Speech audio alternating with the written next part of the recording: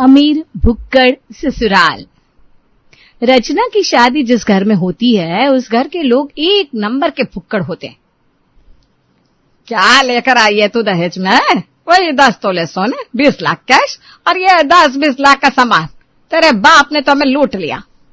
खाने में भी कुछ खास नहीं था, वही 5 स्टार का खाना, चाट पकौड़ा, मेरा तो पेट ही नहीं भरा। शादी में भी भाभी आपकी साइड की एक ढंग का लड़का नहीं था जिसको देखकर पूरी शादी एंजॉय करे। सर नीचे करके रचना सभी की बात सुन रही थी। उसको तो पहले ही पता था कि उसका ससुराल एक नंबर का भुक्कड़ लोगों का ससुराल है। बस वो तो प्यार था सतीश का जो रचना ने इस घर में शादी कर ली। अच्छा भाभी जरा अपना सूटकेस खोलो, देखिए तो क्या क्या है आपकी सूटकेस में। कुछ खाने पीने का हो तो मुझे दे देना। हलवाई देखा तो था मैंने उसके घर में। हाँ, हमारे यहाँ रिवाज है, नई बहू जब बक्सा खोलती है तो सास और ननद को जो पसंद होता है वो उठा लेती है। और हाँ, ये नहीं कि पहले अच्छी अच्छी साड़ियां निकाल के अपनी अलमारी में बंद कर ले। माँ अलमारी खुलवाई की रस्म क्यों नहीं होती? अरे वो भी करेंगे बेटा, अलमारी खुलवाई, सूटकेस खुलवाई, सारी रस्में करेंगे। वहीं ससुर जी की आवाज आती है। अरे रचना, शादी से पहले एक बार तूने बिरयानी भेजी थी सतीश के हाथ से, वही वाली फिर बना देना।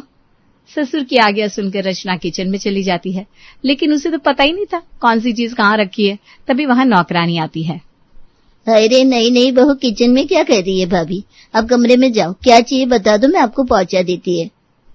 अरे नहीं, वो क्या है ना, पापा जी को बिरयानी खानी है तो वही कह रहे थे तो मैं बनाने के लिए आ गई। नहीं बहू से बिरयानी कौन बनाता है? पहले तो हलवा बनवाते हैं किचन में, मीठे से शुरुआत होनी चाहिए। अब तू यहाँ पे आके चौधरी ना बन। हमारी बहू, हमारा पेट, हमारा खाना, हम तो बिरयानी ही बनवाएंगे। मैंने भी अपनी शादी के बाद कोई मीठा नहीं बनाया था। अरे भर भर के कांदा लहसुन डाल के तिक्की तिक्की बिरयानी बनाई थी। तभी बोली भी आपकी इतनी तिक्की तिक्की है और किचन में से कांदा लहसुन की महक आती रहती है हमेशा। कांदा लहसुन का क्या बन रहा है भाई? वो मालकिन बोल रही है कि शादी के बाद उन्होंने कांदा लहसुन वाली तिक्की तिक्की बिरयानी बनाई थी। अच्छा, तो फिर दोबारा क्यों नहीं बनाई? उस वक्त का पता नहीं, लेकिन उसके बाद हमने कभी आपके हाथ की तड़कती भड़कती बिरयानी नहीं खाई। क्योंकि फिर मैंने कभी बनाई नहीं। वैसे भी आज से बहू के हाथ की बिरयानी ही तो खानी है। चल बहू, लग जा काम पर। माँ जी, लेकिन ये तो बता दीजिए सामान कहाँ है? न चावल दिख रहा है, न ही कांदा लहसुन, न कोई मसाला। सामान कहाँ है? सामान लेने तो तुझे जाना होगा और पैसे तो तेरे पति ही देगा ना सतीश। ले ले पैसे और जाके बाजार से सामान ले आ। ए कमला, बहू को झोला पकड़ा। रचना, जिसकी शादी अभी 2 दिन पहले ही हुई थी, ससुराल में आती ही बाजार जाने की नौबत आ जाती है। अरे कुछ तो शर्म करो, नई बहू को इस तरह बाजार में खरीदी के लिए भेज रहे हो, अच्छा लगता है क्या? हाँ तो तू चली जा। नहीं, मेरे को इतना टाइम नहीं है, बहुत काम पड़ेला है मेरे को। नौकरानी ये बोलकर वहां से निकल जाती है। सतीश को बताऊंगी तो उनको बुरा लगेगा। एक काम करती हूँ, मेरे पास जो पैसे है वही लेकर बाजार चली जाती हूँ। जरा पूछ तो लूं और क्या क्या लाना है। माँ जी पैसे तो है मेरे पास, अब बता दीजिए क्या क्या लाना है। अच्छा पैसा है तेरे पास? बाजार से राशन लाने जा रही है ना, तो मेरे लिए भी कुछ लेकर आ, लिस्ट देते हूँ। रचना के सास ससुर और ननद मिलकर उसे इतनी लंबी लिस्ट देते हैं कि वो देखते ही चक्कर खा जाती है। इतना पैसा नहीं है मेरे पास। एक काम करती हूँ, बिरयानी बनाने का सामान लेकर आती हूँ, बाकी का सामान इनसे पैसे लेकर ले आऊंगी। रचना बाजार जाती है और दुकान वाले से सामान ले रही होती है कि दुकान वाला, बेटा तुम शर्मा जी की बहू हो ना? जी अंकल जी नमस्ते, मैं उन्हीं की बहू हूँ, कल ही हुई है ना हमारी शादी। अरे नहीं बहू को दुकान भेज दिया। बिटिया तुम सामान बता दिया करो, हम घर दे जाएंगे। बुरा ना मानना, एक नंबर के भुक्कड़ लोग हैं। इतना राशन लगता है उन लोगों के घर जितना तो मोहल्ले भर के लोगों को लगता है, और सब खत्म। भला उनके बेटे का जो अच्छा कमाता है, खूब खिलाता है। पता नहीं कितनी तो खाना बनाने वाली भाग गई उन लोगों के घर से।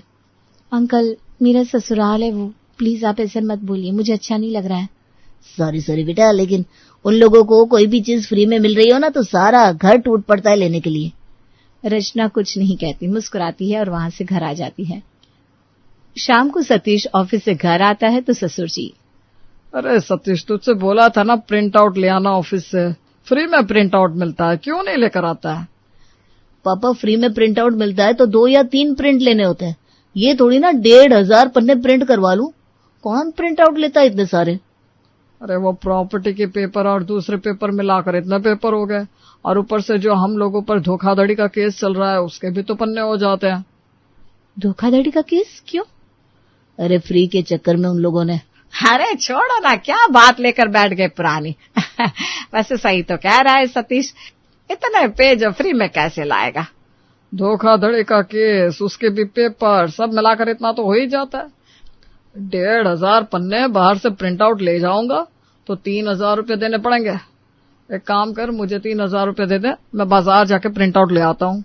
सतीश पिता को पैसे देता है, लेकिन भुक्खड़ प्रकृति का पिता पड़ोसी के घर जाकर, वर्मा जी कैसे हैं आप?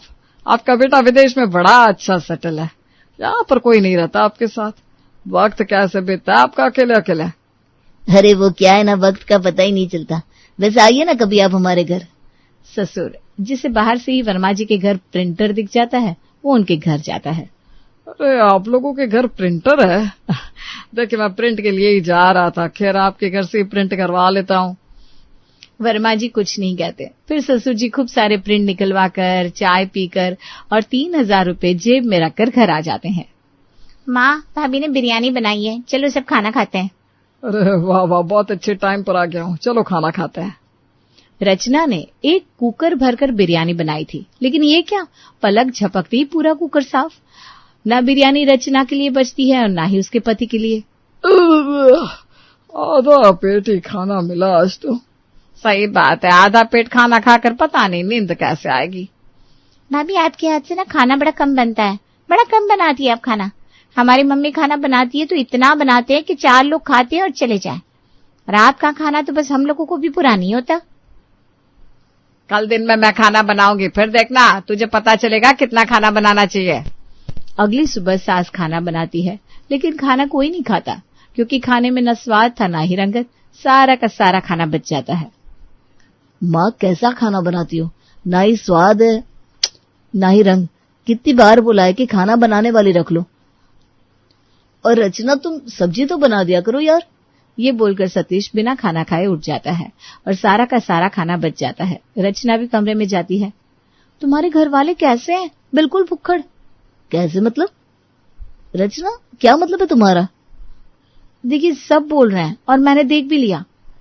सतीश जिससे अपने घर वालों की बुराई सुनी नहीं जाती। कैसी बात कर रही हो? कौन भुक्खड़ लगा तुमको मेरे घर पर?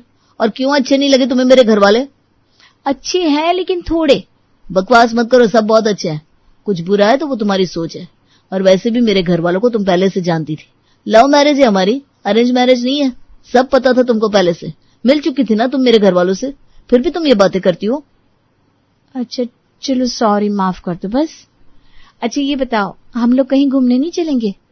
सतीश भी सोचता है बात बढ़ाकर क्या ही फायदा, सॉरी तो बोल दिया उसने। हाँ मैं भी वही कहने वाला था, मैं टिकटें बुक करा रहा हूँ, हम घूमने चलते हैं। अब ये बताओ ठंडी जगह जाना है या गर्म? अभी रचना सोच ही रही थी कि पीछे से ननद आ जाती है। भैया गर्म जगह चलेंगी, गोवा। गोवा चलो ना, गोवा के मजे ही कुछ और है। चिंकी हम हनीमून में जा रहे हैं। चलेंगे नहीं जाएंगे। तुम कैसे आओगी हनीमून में हमारे साथ? अरे हाय तो क्या हो गया, चलेगी मैं हनीमून में साथ में तो?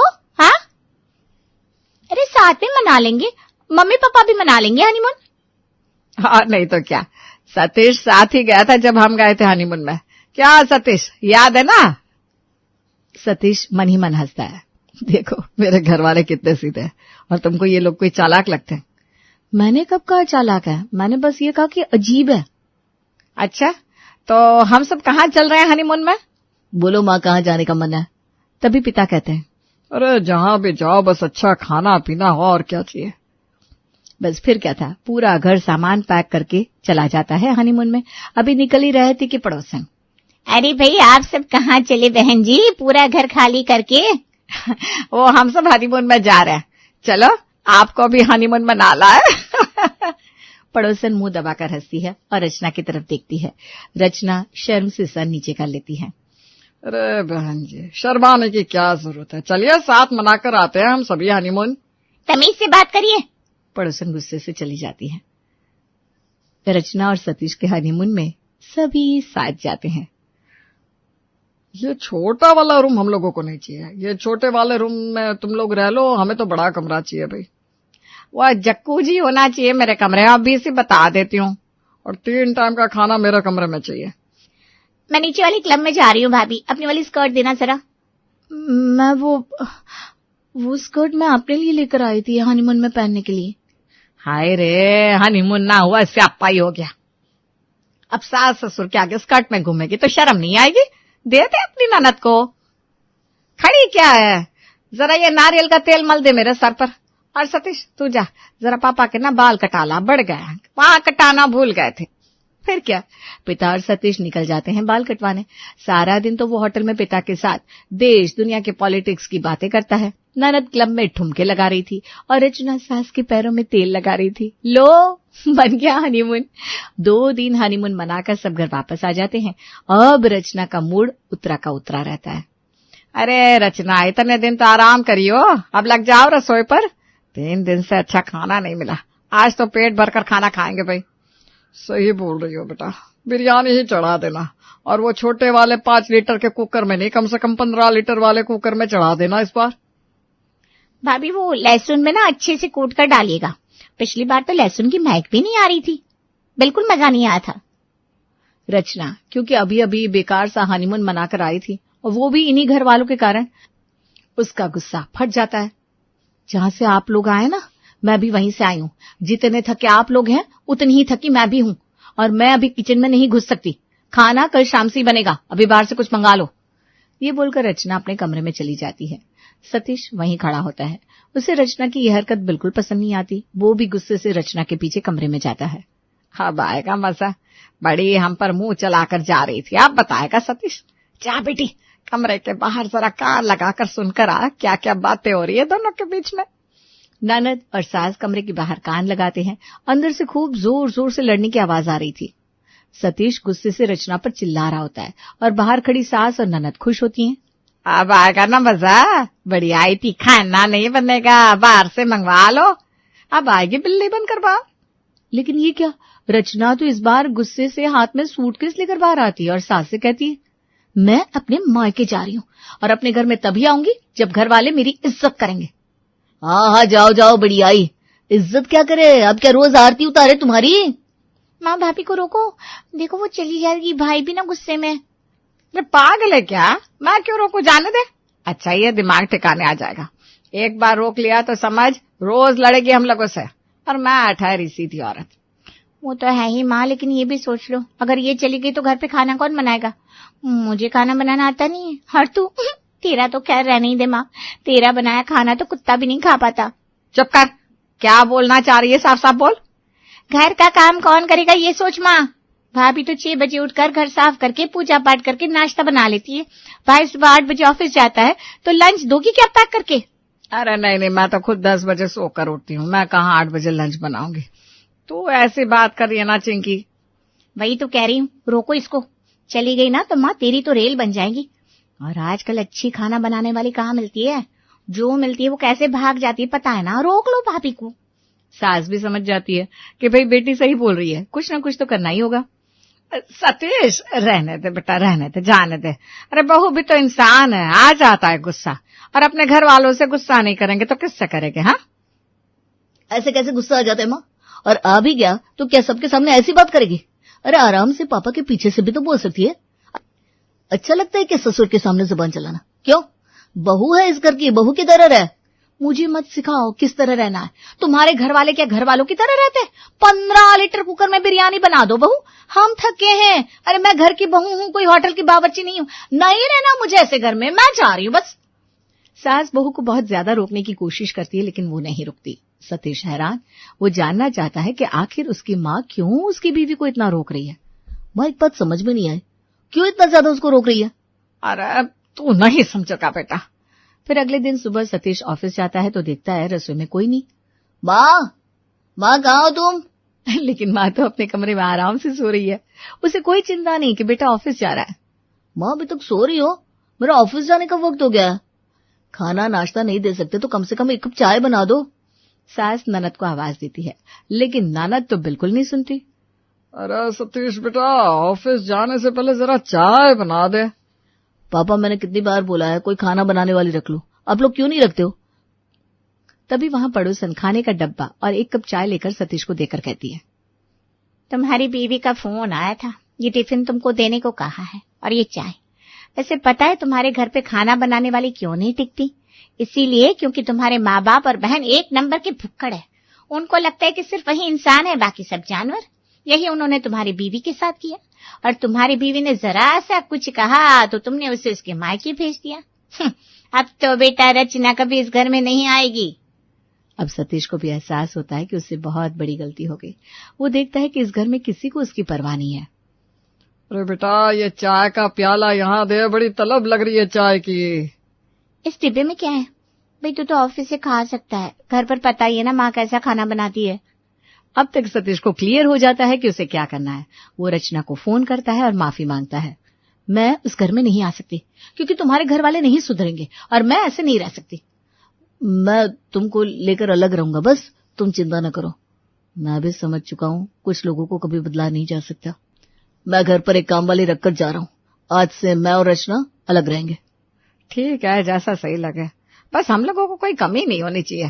काम वाले के साथ राशन भी पूरा होना चाहिए। हाँ भैया, मुझे भी पैसे देते रहना, वो पार्टी करनी होती है ना मुझे। सतीश खाली हाथ वहां से निकल जाता है और पड़ोसन सोचती है कैसे भुक्खड़ लोग हैं, इतने अच्छे बेटे को भी नहीं संभाल पाए।